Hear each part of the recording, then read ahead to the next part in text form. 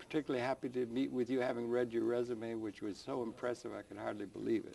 Thank you, Harold. And we're going to want to talk in a great depth about that, and also about the book that you put out more recently. And welcome to you in the audience. Excuse me, a pleasure to welcome to the program two gentlemen that are going to be talking about, largely about the career and amazing path of our principal guest, if I may, Mr. Chester Berger, who's had a resume that is really very, very impressive, and we're going to want to talk about that. But we also have on my far left a Jerry Goodwin. He's the publisher of a book. We can show it here at the outset. We'll come back to it. But it's called, let's see if we can show it maybe on this camera. If you could bring it up. It's called Unexpected New York. And as I understand, Jerry Goodwin was very helpful, responsible in getting this book published and out. It's a very interesting book that is done. It includes the photographs and some of the observations of Mr. Berger about the amazing city of New York, which we both love so much. But we're going to be talking about that. But primarily, and welcome, Mr. Goodwin, very much to the program. But we're mostly concerned with you, sir, if we may. This is Chester Berger. And I wonder if we could, maybe you could share a little bit of your own background. We could talk about your life's venture and so forth, because you've had an amazing record. Where were you born and raised, that sort of thing? And let's talk a little bit about your life's work and the path of your life's development. Well, Harold, I'm a child of the Depression. I should say that to position myself, I should say that last week I marked my 87th birthday. So that means that I was a child during the Depression. Yes, sir. And they were very difficult years for us. I remember growing up with not enough to eat, and no heat in the house during the winter, and finally being put out in the street because my father had no money to pay the rent. So that was my background. It was a national searing, it was a huge effect upon the consciousness of this country and to a degree the world that has been, yes.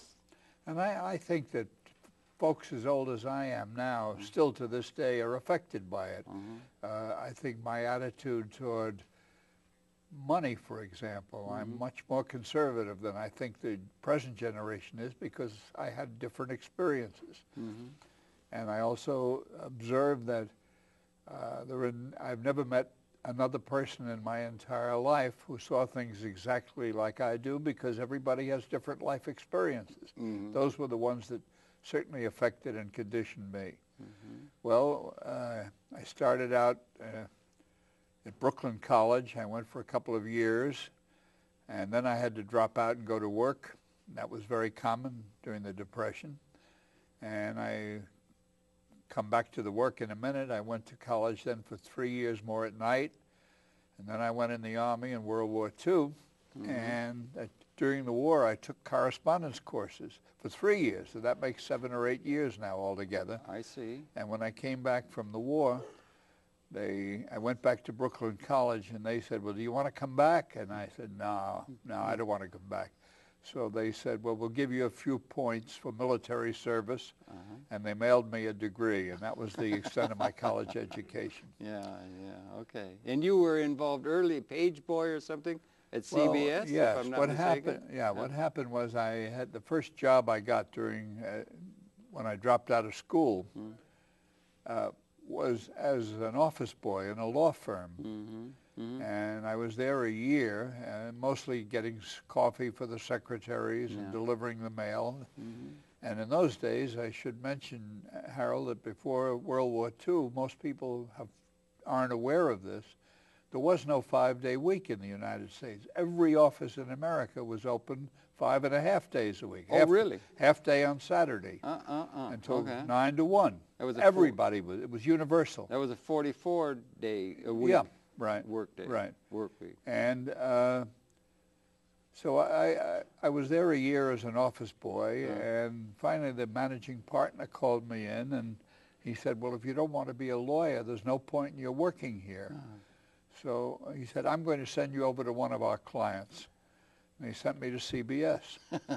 And I had been making, as an office boy, $14 a week, and CBS offered me $15 a week as a page boy. Yeah, big jump, yeah. What'd you do with all that money? Well, I'll tell you, I watched every nickel. There was no doubt about it. And I was in uniform and helped handle the crowds and got coffee with the secretaries and so on. Was it Mr. Paley then? Sure, Yeah. but I was there 14 years, and I only saw Mr. Paley once in 14 years. Big ship, yeah. There were 1,000 people in the company at that time, the total payroll, and it was interesting to me because I was very sensitive at the time to the issue. Out of the 1,000 employees, 11 of them were black, and every one of that was, or Negro as the word was used then, and of the 11, I think all of them were college graduates, and every one of the 11 worked as a porter sweeping the floors. That's something, yeah. That's the way it was in America in 1930. Apartheid America was still the order of the day, if not just Jim Crow and all that kind of stuff now. Yeah, right, yeah, right. Horrible. Sure. Yeah. So I was at CBS 14 years, and by the time I left, I was national manager of television news, and that was luck. And there was a pit stop there, if I may, on that career path. And they're just coming from radio. The whole world's coming from radio. Mr. Sarnoff and from radio into television, this new medium that that we're involved in here.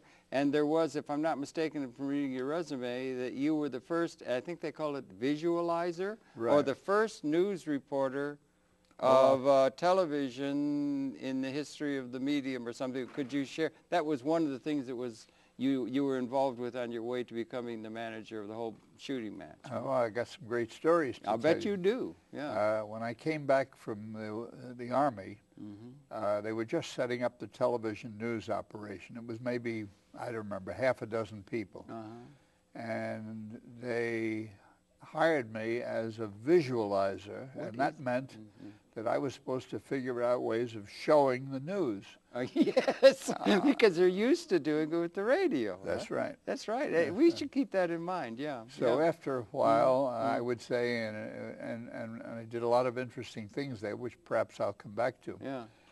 And then after perhaps a year, they gave us a cameraman with a 16-millimeter movie camera, handheld, and he went out in the street, and I went out with him, starting to cover the news. Now, I should explain that made me the first reporter in the United States, and it's confirmed in the books on the history of early days of television. Well, congratulations, the first ever newscaster of our television medium to be. It was, What happened, Harold, was that NBC at that time had no coverage. They were buying newsreel service and putting it on the air with a man named John Cameron Swayze I remember on NBC. him. Yeah. And the other channel was just being set up. Channel 5 in New York was Dumont, which no longer existed. Right. So CBS was the first one to cover television, news. And, of course, television was utterly unimportant in those days. Yeah, we were so tiny. We were on the air. Each of the networks broadcast. Well, I shouldn't say networks because there were no networks. There was no networking out from New York? No connection of any kind. It was just a local feed. That's right. Yeah, okay. That's right. And we were on the air one night a week on Thursdays. NBC was Tuesdays, and I think Dumont was Saturdays. Now, what year are we talking? 46. 46, right out of the war, right? Yeah, right, okay. I can remember looking at test patterns on a television set that we had got, and then I just remember Howdy Doody and things. Sure. They came you remember wrestling? Wrestling was so popular. You know why? Why?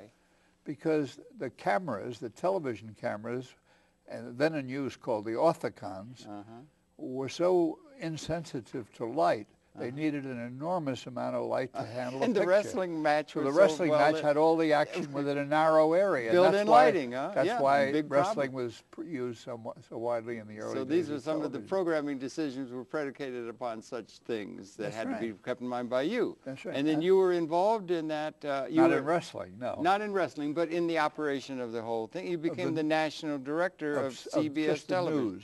Of the news. Right. Well, it's not a small matter. That's much less impressive in reality than it sounds because... You're so modest. No, I'm not being false. You're being honest. I'm being honest about it. Yeah. The fact was television was so small then. When you bought a television set, the papers, the New York Times and all the papers would not print the program listings because there was so few people. Yeah, who cares about that? So when you bought a set, you mailed in your name and address to the 3 channels, And each week, each of the 3 channels would send you a printed postcard with the schedule of the programs for the week. That's we've come a long way, huh? That's the way it was. And it was perceived that. What about on the entertainment side of things? Did we have, you got involved with Omnibus, I know later I saw in your, but there was television, like the early, early variety shows and so forth. Was that beginning to happen? And when did it begin to start networking? And what was the path? What are your remembrance of that? The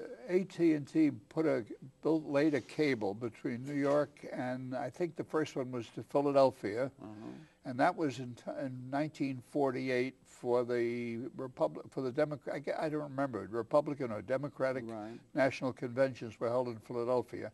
So we were connected from New York to Philadelphia then, and then the following year they extended it to Washington. And I guess from then on, they spread it out Boston and eventually Chicago and so on. And that would have been like a backbone system that they were connecting the urban centers with that would then broadcast the signal locally. They would carry it by cable. By coaxial cable. By coaxial cable. Right.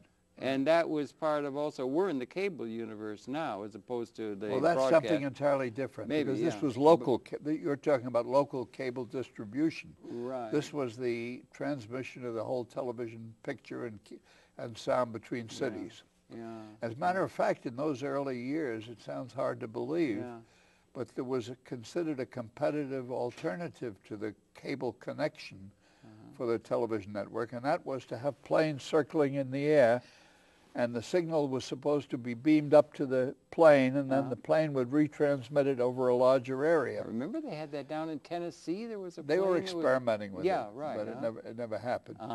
Then About, I'm approximating from my memory, Harold, but I think it was 1951, the first coast-to-coast television program, and Ed Murrow did it. Ed Murrow was... And Don Hewitt, who later created 60 Minutes, was the director, and he conceived of the idea. He got them to develop a split screen. They had never done that before, half a screen from 2 different sources. Right. And on one half of the screen was the Atlantic Ocean, and the other half was the Pacific Ocean. Yeah. And Murrow commented that this was the first time in history that anybody had seen both oceans at the same time. Isn't that great? That's great stuff. That was just, it must have been really exciting and everything to be on the creative edge of that thing developing. Could you see it from where you were looking then, what was likely to develop? Were people being able to project ahead the significance of television in the kind of dimension? Because it's become so omnipotent or omnipresent now. I'd give you a funny answer to that one, Harold. I think on one hand, yes, it was obvious that it was going to become almost universal. On the other hand, all of the professionals in the news business, both at NBC and CBS, really didn't want anything to do with television because it was a step down for them.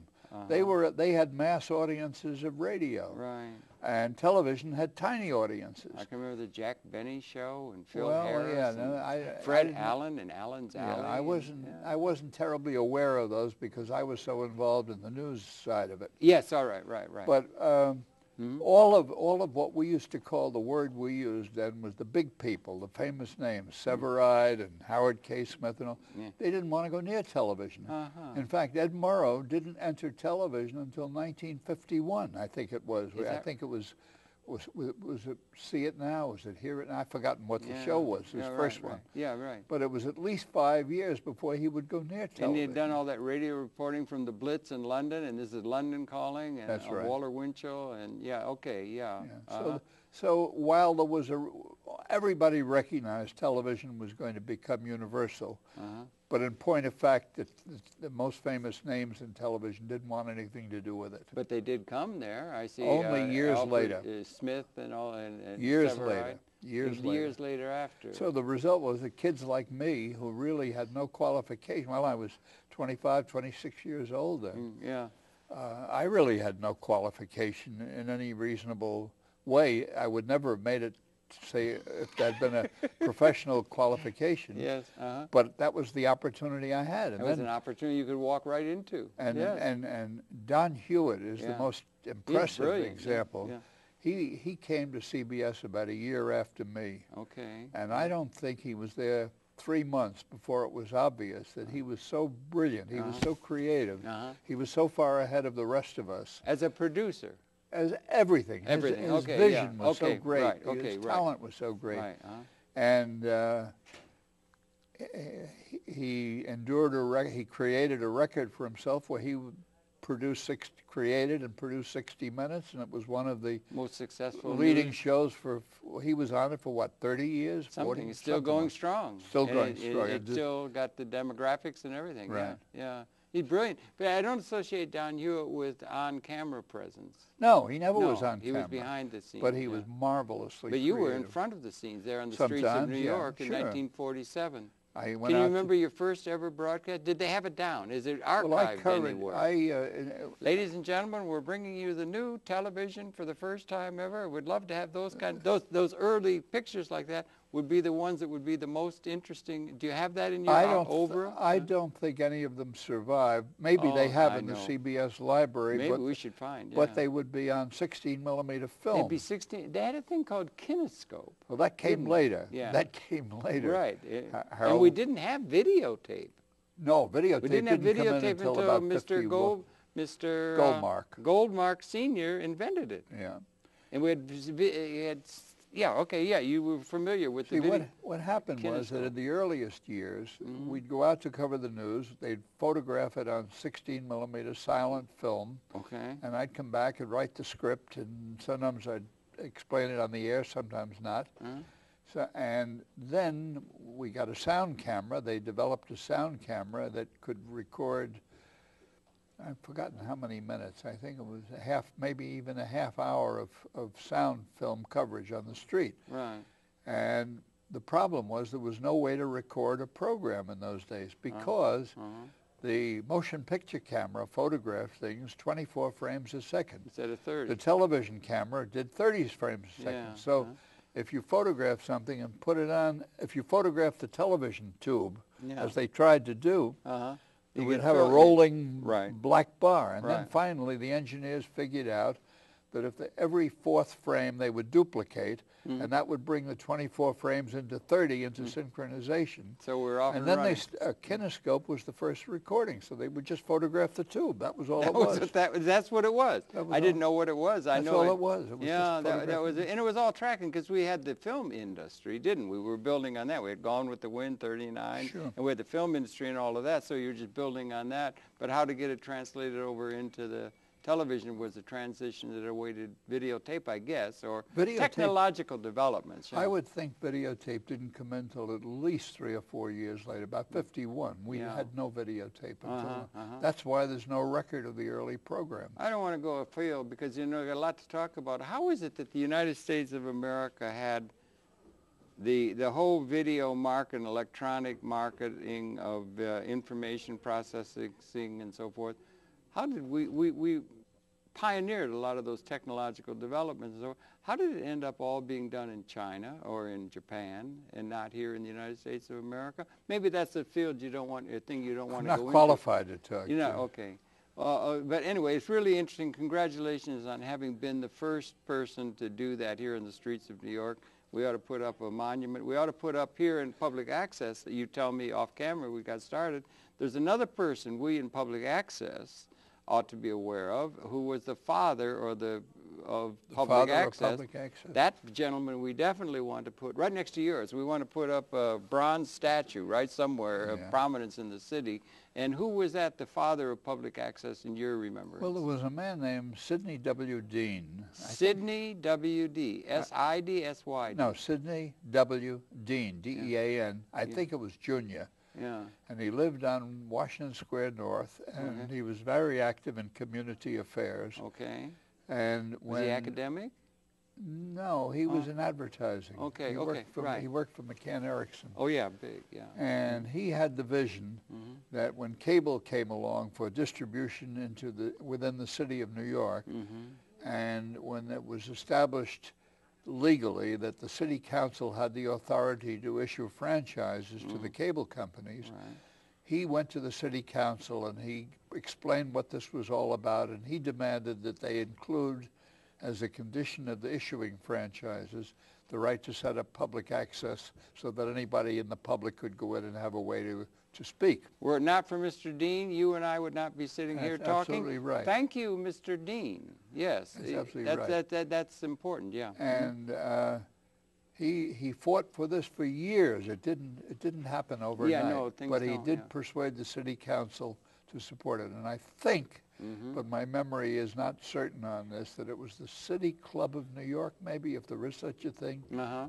supported him on that. Well, certainly we thank him for that, and we do want to investigate him. There's stuff in the literature. There's items in the literature film about him or anything. We should start do a documentary of some sort about this founding father. We talk a lot about George Washington setting up our nation, but here's somebody who set up a part of communication that has great implications in terms of the future development, sociologically, politically, socially, of the nation and the world. Huh? We should celebrate these people, like yourself, if I may. Well, now, Harold, would you like me to tell you a good George Washington story? Absolutely. You know, everybody knows that the Declaration of Independence was signed in Philadelphia on July 4th, 1776. Absolutely, yeah. And the New York Times, every July 4th, reproduces this beautiful... Let me hold it up for this cam. Which is the better camera here? We'll hold it up for... Okay, you can hold it up for here. Hold it up for George, okay. This beautiful rendering of the Declaration of Independence. And all those beautiful handwriting signatures, handwritten signatures it's at the bottom. Almost calligraphy, isn't it? They knew how to write in Palmer, I think it was called, wasn't it? Well, that was before Palmer. Yeah, okay. Yeah, anyway, yeah. So they got this, yes, okay. So everybody thinks, well, that was the Declaration of Independence. Right. But in point of fact, this particular rendering, this beautiful engraving and all, wasn't made until September of 1776. And the people whose signatures are on there didn't sign it until September of 1776. So how do we deal with this, let me tell you what Mr. really Doyle? happened. Yeah. And this can be very well, it's all well documented. I'm sitting down. Okay, yeah. When they signed the Declaration of Independence in Philadelphia on July 4th, 1776, they kept it a secret, and the reason was they didn't want to be arrested by the British for treason. They would have been hung by the yardarm. Absolutely. Absolutely. So they reached what we would call in 2008, what we would call a release date, 5 days later, July 9th, 1776. Sounds like public relations to me. Exactly. Yeah. Exactly. And on July 9th, 1776, the Declaration of Independence was announced simultaneously in New York, Philadelphia, Boston, Washington, and so on. Now, who launched that campaign?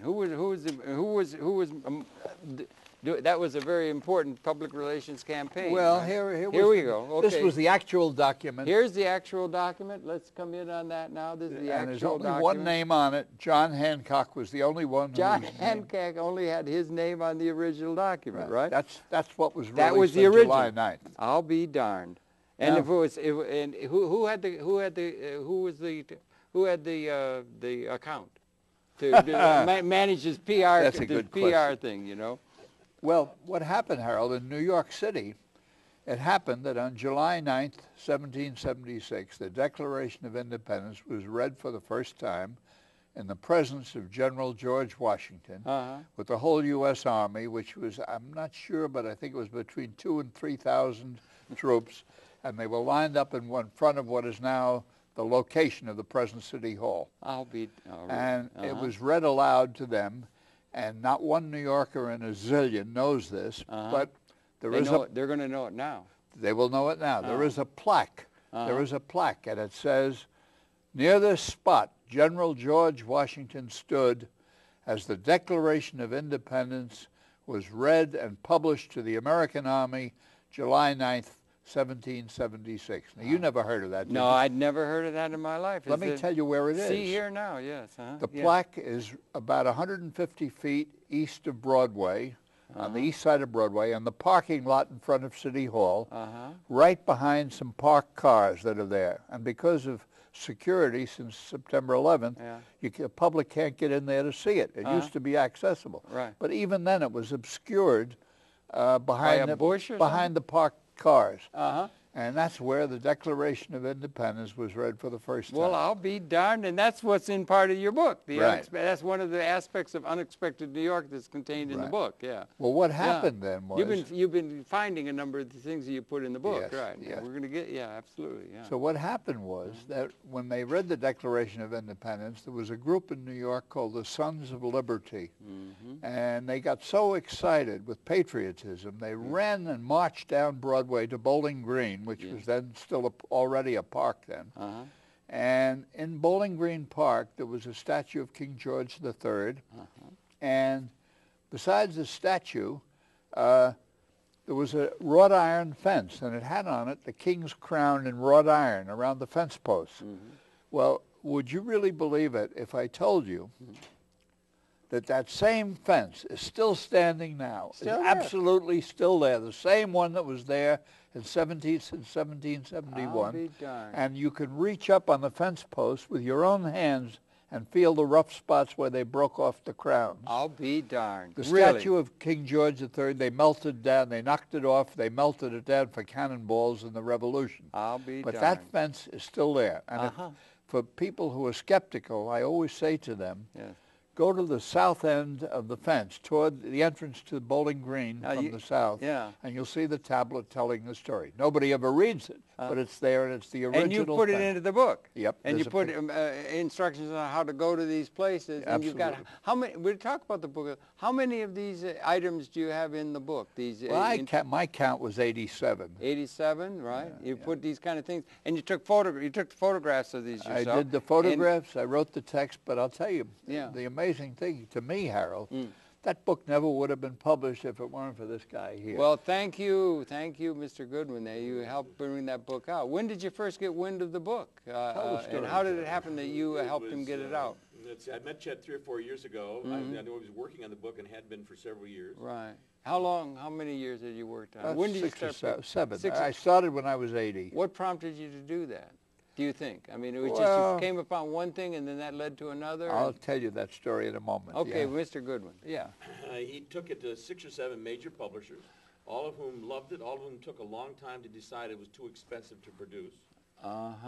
We had lunch one day, and he heard that disappointing story, and I said that I would publish it. Since I knew nothing or very little about publishing, it was an easy thing to say. That was in June of last year, 2007.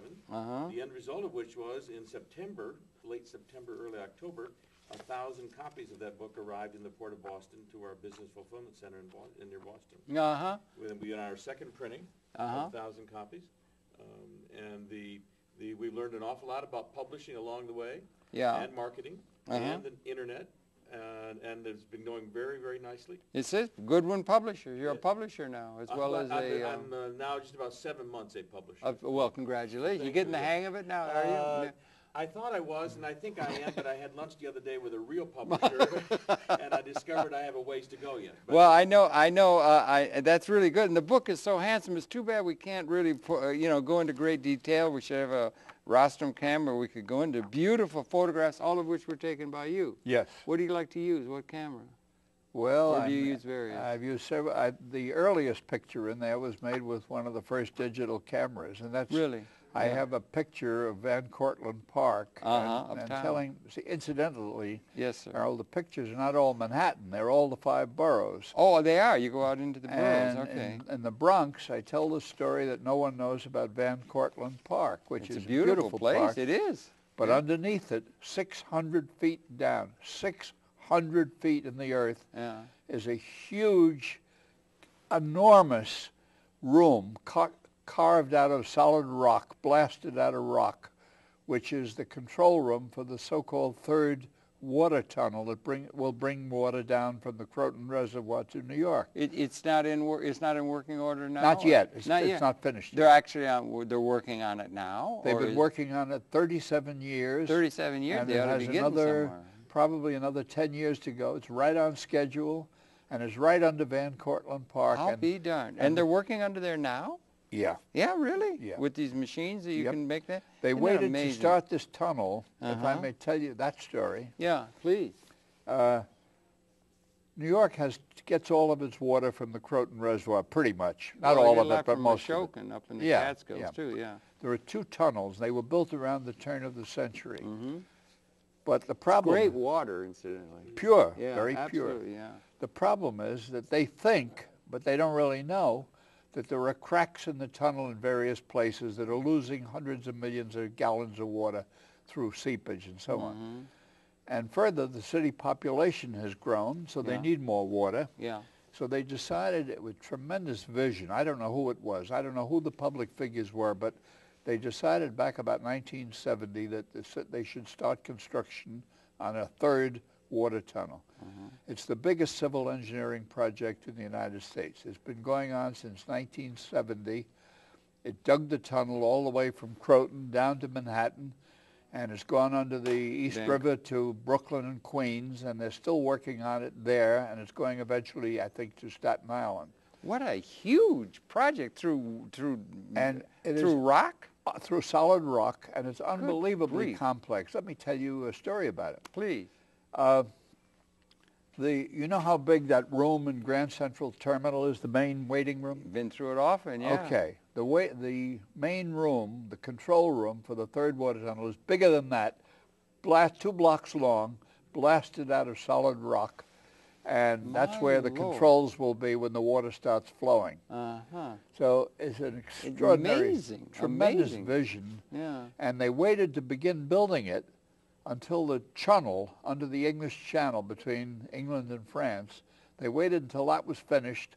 They took the machine apart, the drilling machine, sent it over to the United States, and that's the machine that's drilling this tunnel. I'll be darned. Isn't that amazing? I didn't know that. I mean, who knew that? I mean, that's really important. The earliest picture in my book is one I took with that first digital camera when they first came in. Let's see if we can find it. I think I can you find it. If you know that you're pretty familiar with the book. Well, I have to look at the index. Yeah. I think it's near the back somewhere.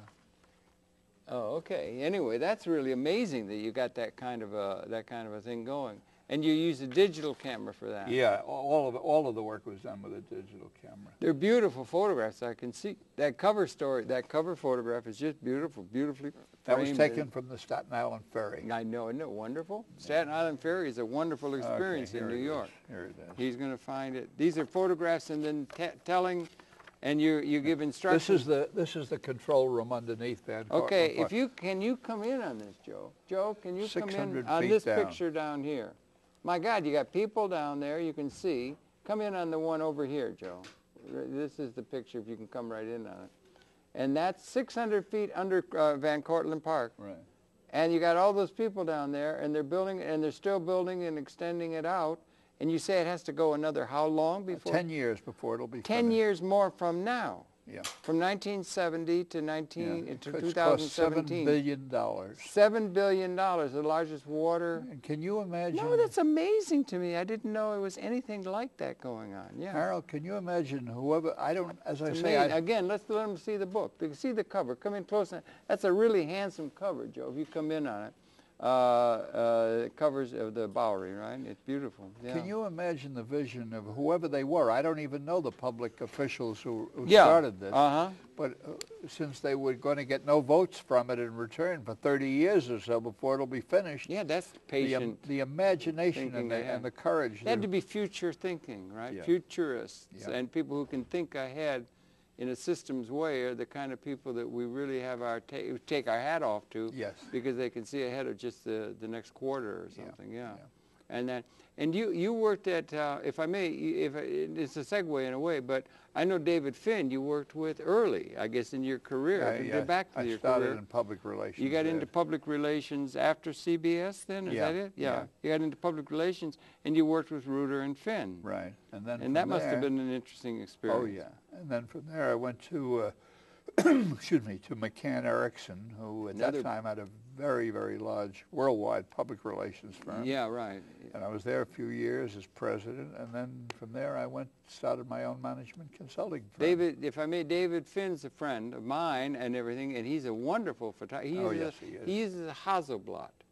Did you ever use the Hasselblad? I never did. I used to did. I used to shoot in photography in those days with stereoscopic cameras. I know. I told you I did the same thing in Bolivia, but I just made up. I fashioned a little bar. If you take You were a more photo, daring. if you took a picture here and then move the camera over like that, and then you get the stereoscope, you can see it 3D. Yeah. Have you got a lot of those in your oeuvre? I have none. None. I have maybe sorry. 10 or 20 at home. All the rest are in the New York Historical Society Good. collection. Okay, you've put it there. They have 7,000 of my stereo photographs. What were New the York. photographs of? The Everything in New York. In New York, all New York, though. And then I have another 14,000 different ones that are in the permanent collection of the New York Public Library.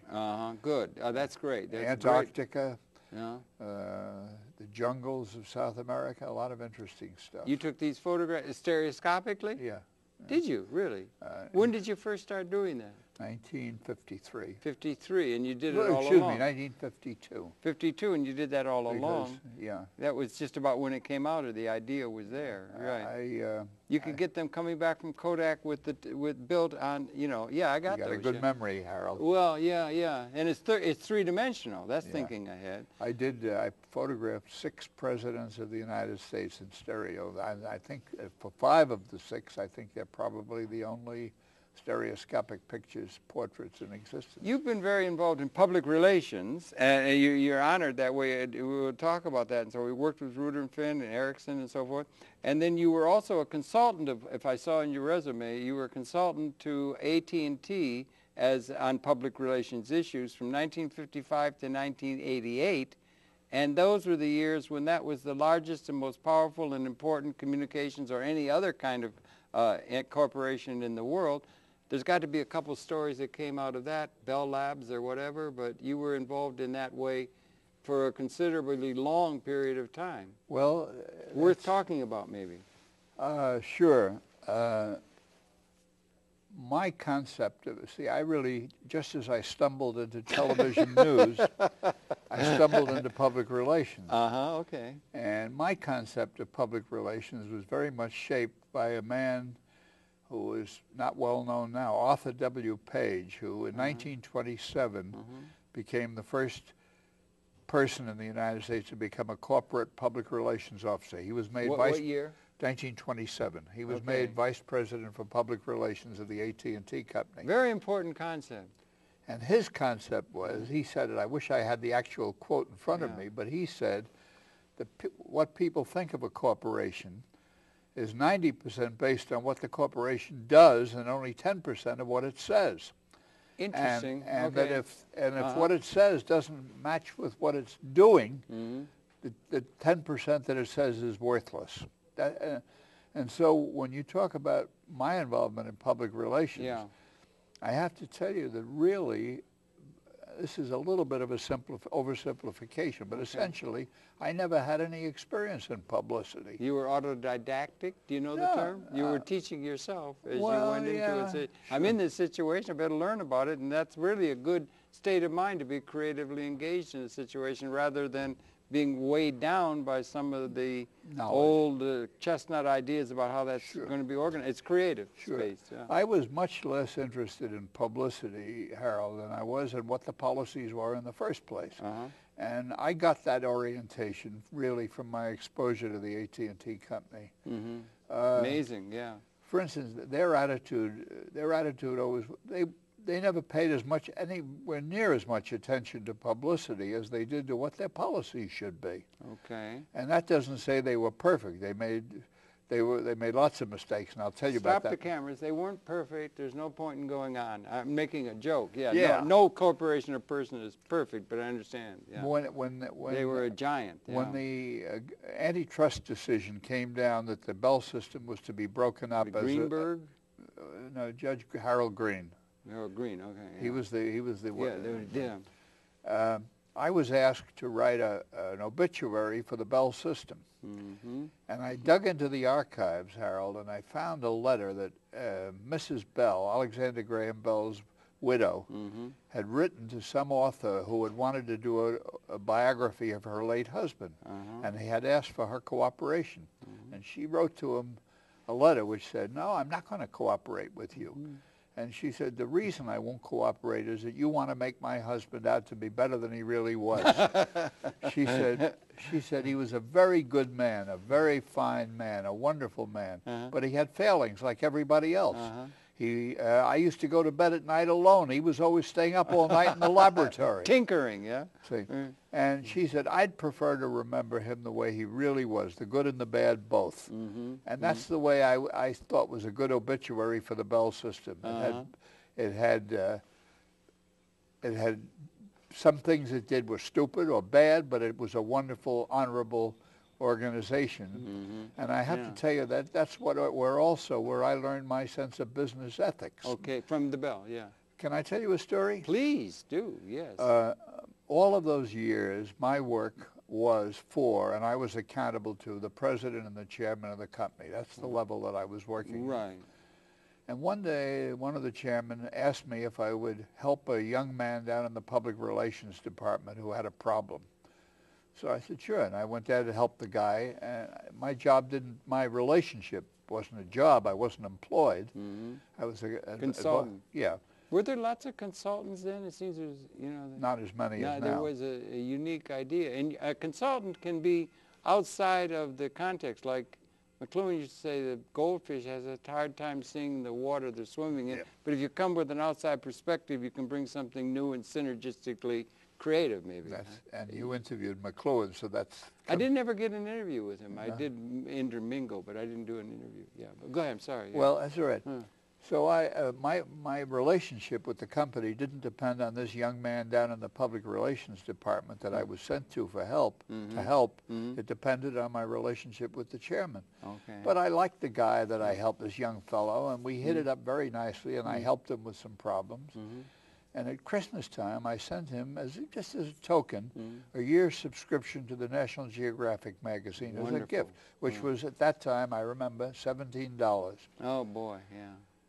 And back came a letter from him, and he said, I know you meant it with goodwill, but we have a policy in this company not to accept gifts from anybody we're dealing with in business, so would you please cancel the subscription? Isn't that something? And send me a letter for the file that you've done it.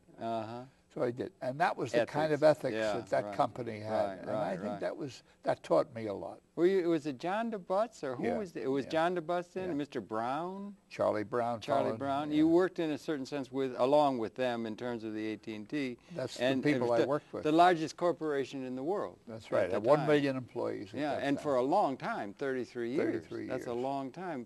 You've written books on public relations. Well, and if I may, I wrote one book on public relations. The other, the chief executive you wrote. That was not about public relations. Okay, you've written other books, but just let me say one thing a minute, or ask you to get.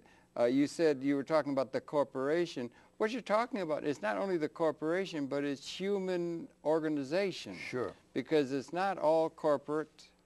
I mean, there are nonprofits, there are all kinds of human. It's really a study of sociology and the relationship of people in communication. It isn't just directed toward the corporation.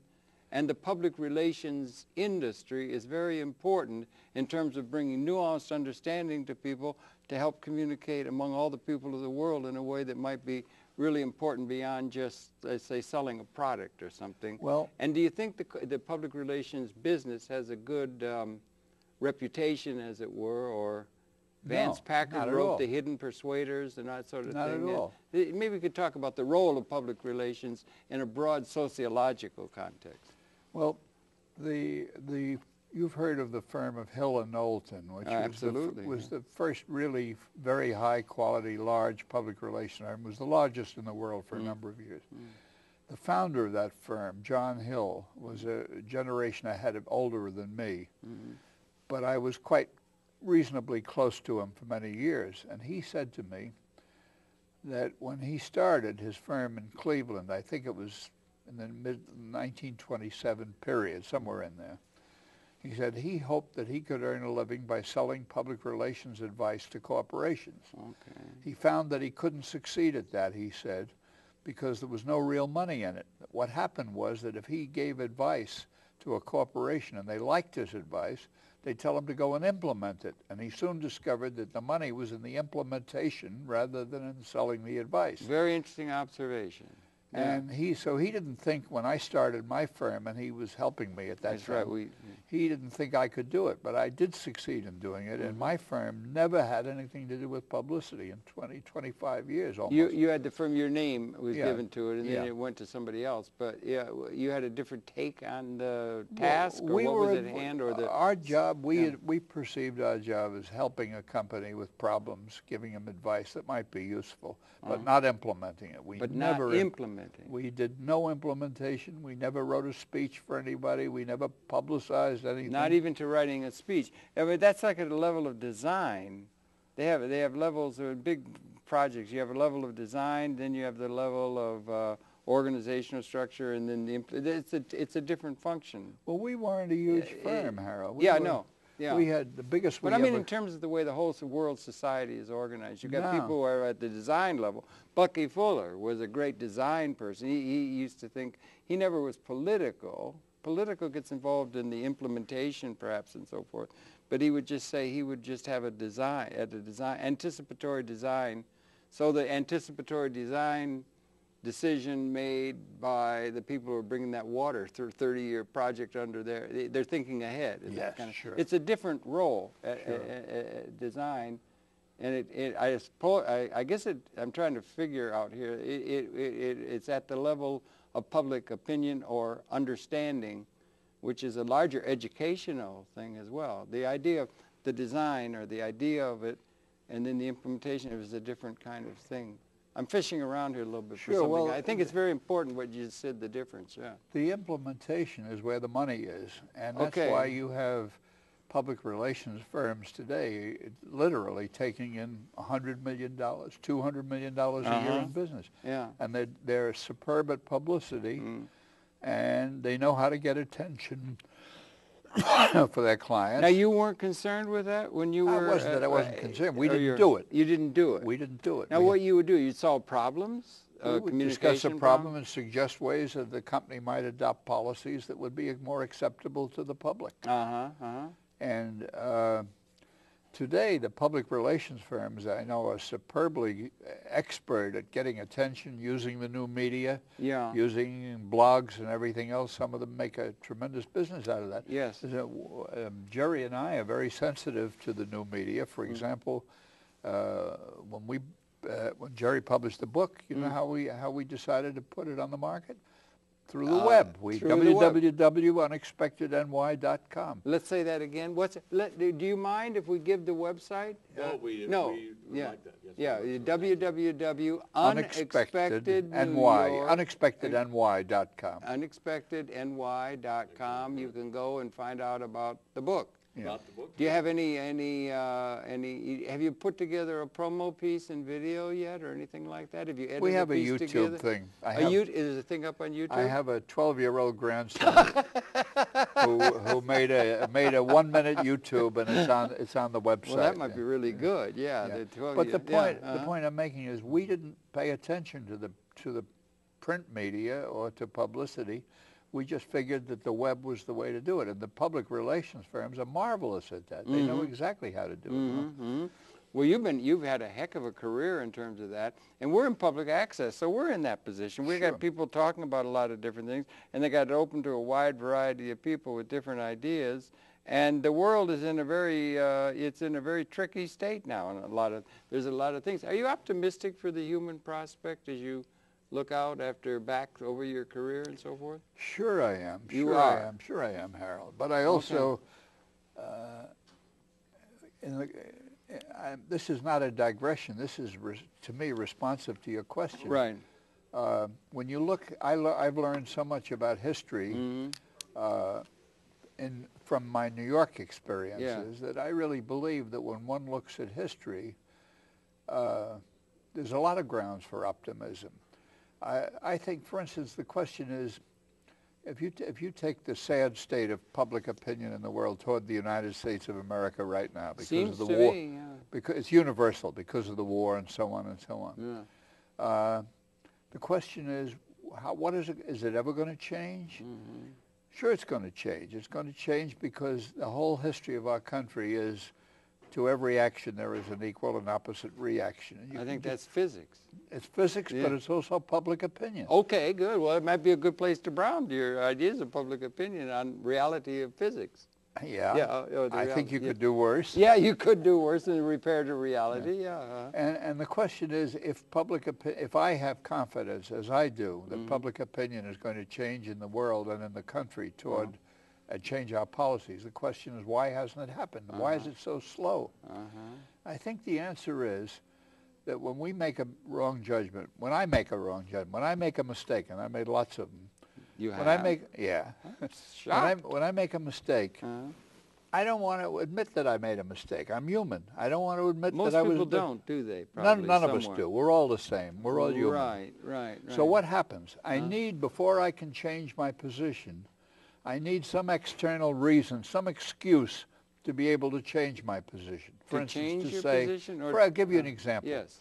I supported the war in the beginning. You did, okay. And In now Iraq, you're talking. Now yeah. I'm against it. Okay. Why? Because it took me a long time to realize that I didn't get the truth at the beginning. That was my rationalization and my real reason for changing my position. And people want to believe the political entity of which they are a part is a force for good and light in the world, don't they? Sure. It's patriotism. Sure, we all want to and believe. part of our group, yeah. Sure, we all We want get to, our identity that way. Yeah, we want to believe we're being told the truth, but we can't change our position until we have an excuse psychologically to do it, to rationalize our change. Oh, that's interesting. That's an interesting thing, an excuse. Is that I was going to feel, is that like maybe a scapegoat thing? You could set up a scapegoat that you can put the guilt off on for your lack? Sometimes that's a problem often, yeah. Sure. But we want a reason to be able to do Public opinion always Yes, moves please. very slowly. that. Okay. I'll give you one from American history.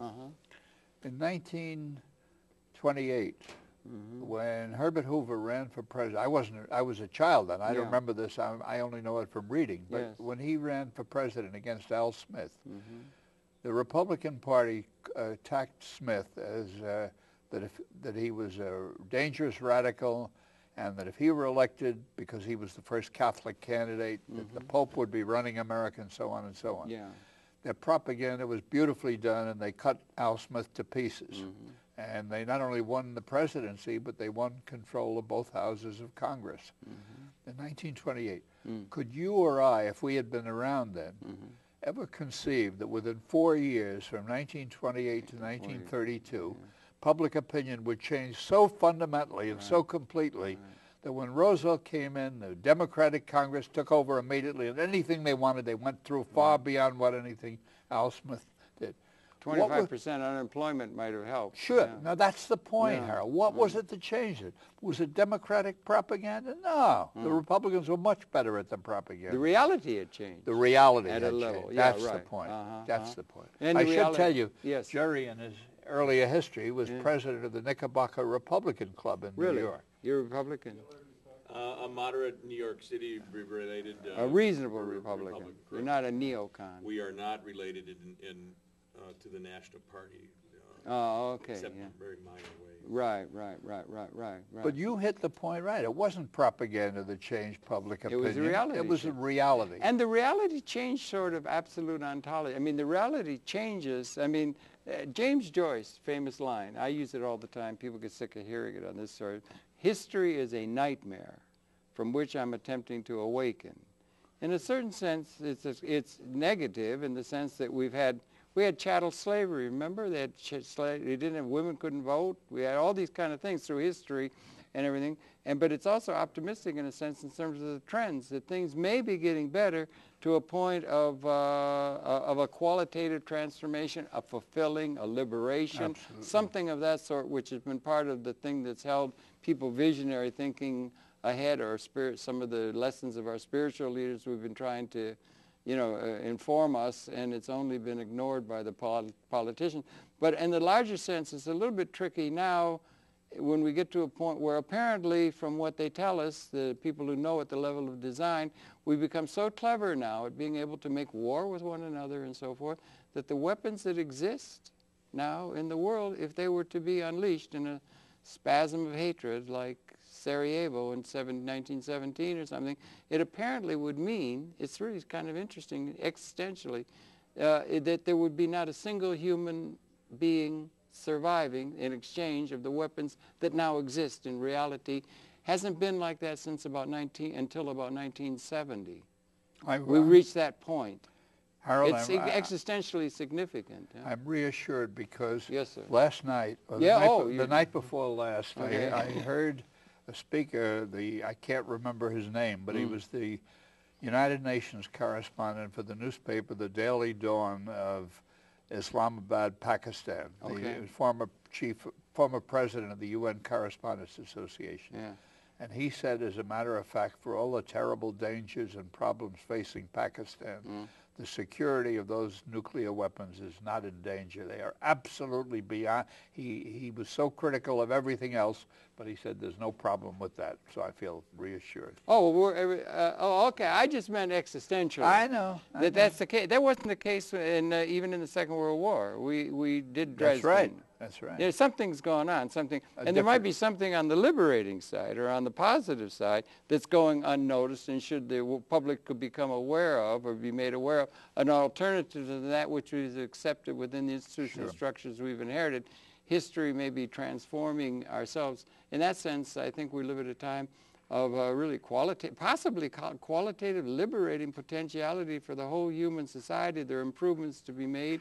We have the capability of doing it if we get systems that let us to, and it would be people that could help bring that about, so that it's a challenging time. And your career, if I may, is just really impressive because you've been so involved in helping to work in that vineyard, as it were, is to help improve public relations in that sense. I congratulate you enormously on that. Do I have time for one more quick Yeah, we New got York about story? 1 minute left. We got about a minute and a half, so you have to do haiku. I want to tell the story that everybody is fascinated with, the code for manhole covers. Oh, yes, absolutely. Everybody By all always means. asks about that. Yes, right. You can tell what's underneath the manhole by looking at the pattern on the metal. The Really? reason there's a pattern is because the first manhole covers were smooth and the horses' hoofs used to slip on them, so they put patterns in them. Uh-huh. If you see straight lines on a manhole cover, any pattern at all, straight lines, water is underneath, meaning either water supply or sewer. If you see circles on a manhole cover, anywhere in the United States, means the same thing. Electricity is underneath. I'll be darned. If you see hexagons, it means communications, usually telephone is underneath. And you can walk down the street and tell right what's underneath each one. Now that's information you can use. That's really right. good. Well, listen, thank you very much for that and for such a very, very well-led life. And thank you for coming in.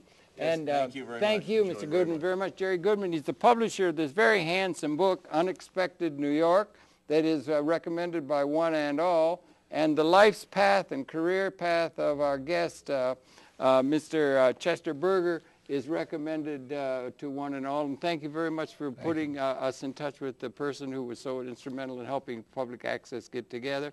Maybe we should, and there's a museum of public access now in New York City. There is. That's where your bio is posted. And so the public access, not public access, public relations, a museum of public relations. Yeah. And that is something that we should be in touch with in terms of seeing how we might help improve the human condition in ways that are possible to us now. And that's part of an educational task that is in line with your autodidactic teaching yourself as you wandered into